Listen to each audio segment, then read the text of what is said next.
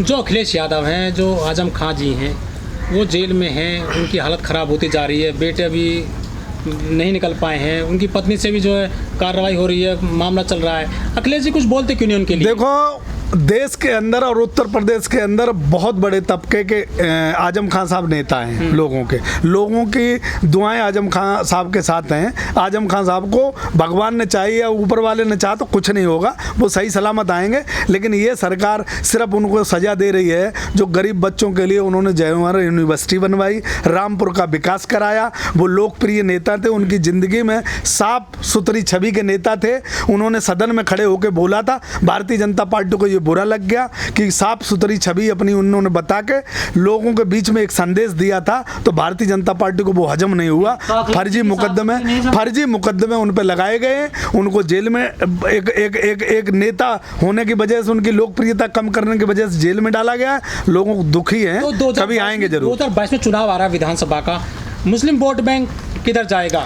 मुस्लिम को सबको पता है, उत्तर प्रदेश में अखिलेश यादव जी मुख्यमंत्री बनेंगे, और जिस दिन मुख्यमंत्री नेता जेल में पड़े हैं, कैसे वोट मिल जाएगा? बनेंगे यार, नेता तो बहुत जेल में है भाई। मुस्लिमों को तो भारतीय जनता पार्टी इसलिए टारगेट की है कि हिंदू इकट्ठा हो जाए, और जब हिंदू इकट्ठा होता है तो उनकी जातियां पूछी जाती हैं कि तुम दलित हो, तुम ओबीसी हो, तुम यादव हो, तुम ब्राह्मण हो, उनका जातियों में शोषण किया जाता है। तो भारतीय जनता पार्टी दोनों हाथ में लड्डू रखना चाहती है, इधर मुस्लिमों को परेशान करती है और उधर हिंदुओं में, जातियों में पहले धर्म में बांटती है, और धर्म में बांट के फिर जातियों में शोषण करती है। सभी को पता है कि भारतीय जनता पार्टी का मेन प्रोपेगेंडा क्या है, और वो अब उत्तर प्रदेश का चुनाव आ रहा है, आपको सही पता चल जाएगा। भारतीय जनता पार्टी के एक एक बूथ पे जमानत जब्त होगी। लोगों को पता चल गया है भारतीय जनता पार्टी विकास वाली नहीं, विनाश वाली पार्टी है।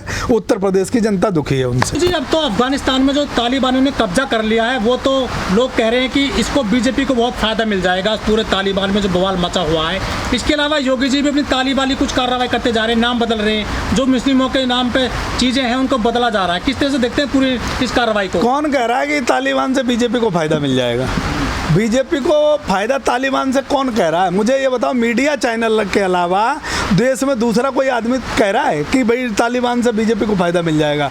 बीजेपी का ही उत्तर प्रदेश से लेकर पूरे देश में खुद ही बीजेपी अपने आप को तालिबान खड़ा कर रही है। आप देखो, दलितों के हाथ काटे जा रहे हैं, लोगों को मारा जा रहा है, पीटा जा रहा है, रस्सी में बांध के एक दरोगा का वीडियो वायरल हो रहा है, उसे खम्भे से बांध के मारा जा रहा है। लोगों के साथ अत्याचार, एटा में 3 लोगों को रस्सी से बांध कर उनको ऐसे मारा गया है। तालिबान तो बीजेपी के लोग जो है खुद ही अपने आप को एक तालिबान खड़ा कर रहे हैं, तो तालिबान का समर्थन कर रहे हैं। मैं जो कर रहा है उसको जाके पूछो, मैं नहीं जानता, लेकिन का मुकदमा हो गया, होना चाहिए। जो देखो, सपा के सपोर्टर हैं। तालिबान का समर्थन कौन कर रहा है, जो कर रहा है वो उसकी अपनी व्यक्तिगत राय होगी। तालिबान को मैं कह रहा हूँ, हमने तो ये मैं कह रहा हूँ, न्यूज चैनल तो ये भी कह रहे हैं कि अमित शाह जी की टीम तालिबान को सपोर्ट कर रही है, तालिबान को मिलने लोग गए हैं। लोग तो ये भी कह रहे हैं कि अमित शाह जी तालिबान से बात कर रहे हैं अंदर ही अंदर। गृह मंत्री को, आपके नेताओं को तो खुले में मैं ये कह रहा हूँ, उनसे नेताओं से बयान लो जाके जिन नेताओं ने तालिबान का सपोर्ट किया है। लेकिन मैं ये कह रहा हूँ कि हमारी सरकार का गृह मंत्री तालिबान से अंदर अंदर क्या बात कर रहा है? आपका विचार क्या कह रहा है? नेताओं ने गलत किया? मेरा विचार ये कह रहा है कि हमारे देश में जो तालिबान बन रहा है उसे खत्म करना चाहिए। जो वहाँ का तालिबान है उसे हम नहीं जानते, अगर वो कट्टरवादी लोग हैं तो उनकी मानसिकता दर्शाती है। लेकिन हमारे देश में जो 3 लोग एटा में मारे गए, दरोगा को बांध के मारा गया, लोगों का मर्डर कर दिया जा रहा है, रस्सियों में बांध के लोग मारे जा रहे हैं, अन्याय और अत्याचार लोगों पे हो रहा है, वो तालिबान हमारे देश में खुद बना। पिंकी चौधरी जो अपने आप को एक हिंदू सम्राट बताता है, वो तालिबान की भाषा हर न्यूज चैनल पे बोलता है। उसके लिए मीडिया और सरकार क्यों नहीं इंतजाम करती? हमारे देश में खुद तालिबान डेवलप कर रहे हैं लोग। चुनी हुई सरकार तो राज कर रही है। चुनी हुई सरकार क्या राज कर रही है? चुनी हुई सरकार राज कर रही है, लेकिन चुनी हुई इसलिए चुनी थी, जो इन्होंने अपना मैनिफेस्टो दिया था चुनाव में, जो जैसे संकल्प पत्र कहते हैं, उसको इनको याद दिला दो तो ये आदमी मर्डर मारने को तैयार हो जाते हैं, मुकदमे कायम करा देंगे। ये चुनी हुई सरकार गई कहाँ है? वो कौन से भेले में घुस गई है? मोदी जी आज चुनी हुई बात कौन? स्मार्ट सिटी की बात की थी इन्होंने डबल आई की बात की थी, इन्होंने जो है देश में क्या क्या नहीं, स्टार्टअप इंडिया, स्किल इंडिया, क्या क्या बात नहीं की थी। आज क्या हो गया, उस पर चुनी हुई सरकार अपने मुद्दों से भटक क्यों गई? लेकिन यादव जी जो तालिबान का सपोर्ट कर रहे हैं भारत के लोग, उन्हें क्या कहोगे? मैं ये कह रहा हूँ जो भारत के लोग तालिबान का सपोर्ट कर रहे हैं उनसे पूछना चाहिए कि वो तालिबान का सपोर्ट क्यों कर रहे हैं। लेकिन जिस सरकार, जो भारत की चुनी हुई सरकार है, जिसने देश में तालिबान एक खुद तालिबान डेवलप कर रखा है, लोगों को कानपुर में पकड़ के मार दिया, कहीं दरोगा को मार दिया, एटा में कहीं मर्डर मार रहे हैं बांध के, तो वो तालिबान डेवलप जो कर रहे हैं हमारे देश की सरकार, उनसे भी दो शब्द पूछना चाहिए कि हमारे देश में ये तालिबानी हुकूमत ये ऐसा क्यों कर रही है, उन पर कानूनी कार्रवाई क्यों नहीं होती है। तो उनसे भी दो शब्द पूछना चाहिए मीडिया को। वो मीडिया तो गूंगी और बहरी हो गई। हमें उम्मीद आशा है कभी आपका पल्ला पड़ेगा नेताओं से, तो आप जरूर पूछोगे इन चीज़ों के बारे में। योगी जी नाम बदल रहे हैं यहाँ जिलों का, देखो अलीगढ़ कर दिया है। देखो योगी जी जिस दिन से आए उस दिन से उनकी एक ही नज़र है कि मुसलमान नेताओं के ऊपर FIR दर्ज कराना, फिर जातियों में दलितों के और OBC के, यादवों के, ब्राह्मणों के ऊपर इनकाउंटर और मर्डर करना, उसके बाद 100 नंबर का 112 कर देना, और प्रयागराज का, इलाहाबाद का प्रयागराज कर देना, अयोध्या का भी पता नहीं क्या कर दिया।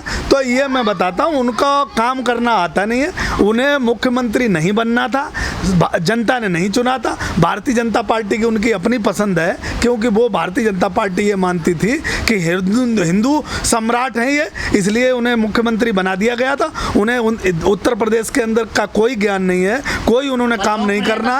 उन्होंने सिर्फ किया तो नाम बदलने का काम किया। मेट्रो में एक पिलर नहीं बनाया, उत्तर प्रदेश में कोई पुल नहीं बनाया, कि कोई एम्बुलेंस नहीं दी, पुलिस को कोई व्यवस्था नहीं दी। किसान आज आत्महत्या करने पर मजबूर है। अगर आंदोलन पर नहीं बैठा होगा तो लाखों की संख्या हो जाती अब तक आत्महत्या करने की। कोई MSP नहीं मिली। आज डीजल और पेट्रोल से लोग दुखी हैं। योगी जी विफल हैं पूरी तरीके से उत्तर प्रदेश को चलाने में, किसी भी तरीके से कहीं भी वो सक्सेस नहीं है। लेकिन लोकप्रियता की आप बात करोगे तो उनके पेड जो चैनल हैं वो उनकी लोकप्रियता को बरकरार रखे हुए हैं। हमें नहीं लगता कि उत्तर प्रदेश की जनता में उनकी कोई लोकप्रियता है। ये चुनाव में उन्हें पता चल जाएगा। पैसे दे के अपनी लोकप्रियता कोई भी बना ले तो खजाना उनके हाथ में है। अपनी उनकी लोकप्रियता खजाने की वजह से है, क्योंकि उत्तर प्रदेश का खजाना टीवीओं में लुटा रहे हैं वो, और कुछ दूसरा काम नहीं कर रहे। एक भी पिलर नहीं बनवाया। मुरादनगर में शमशान घाट बनवाया उन्होंने। मुरादनगर में शमशान घाट बनवाया तो देश में पहली बार हुआ ना कि शमशान घाट से डेथ बॉडियां घर गई हैं, और वो 3 दिन के अंदर शमशान घाट गिर गया है। योगी जी की यही सफलताएं, ऐसी बहुत सारी सफलताएं। बनारस में पुल गिर गया था, भूल कैसे जाता हूं? भूल नहीं सर जाते। क्या सफलता है? अगर जिस दिन से इन्होंने शपथ ली उनकी आज दिन तक की अगर करोगे तो कई किताबें छप जाएंगी। तो इसलिए मैं कहता हूं बनारस में पुल गिर गया था, आज दिन तक कोई जेल में नहीं गया। बहुत सारे ऐसे कांड हुए उत्तर प्रदेश के अंदर। पहली बार उत्तर प्रदेश में योगी जी के राज्य में हुआ है कि पुलिस अपहरण करवाती है, पैसे भी लेती है, और वो 35 लाख रुपए का पता भी नहीं चलने देती है, और अपहरण किया हुआ बच्चा भी नहीं मिलता है, उसकी डेथ बॉडी भी नहीं मिलती है। ये योगी जी के राज्य में पहली बार हुआ है। पुलिस पिटती है थानों में, पहली बार हुआ है। उत्तर प्रदेश में सीधा सीधा जंगल राज्य है। बस टीवी लोग दिखा रहे हैं, टीवी पैसे दे के कुछ भी बुलवा लो। मुझे टीवी पे कोई देखना लोग विश्वास नहीं करते। अब किसान ने तो खासतौर से विश्वास करना छोड़ दिया, टीवी देखना छोड़ दिया है।